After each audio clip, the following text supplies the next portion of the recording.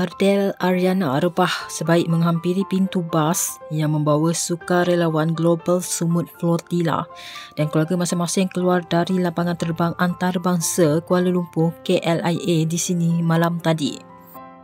Ardel yang ketika itu dilihat mengendong anak sulung tampak pucat dan tidak bermaya sebelum rebah di celah lautan manusia yang hadir memberi sokongan kepada sukarelawan GSF.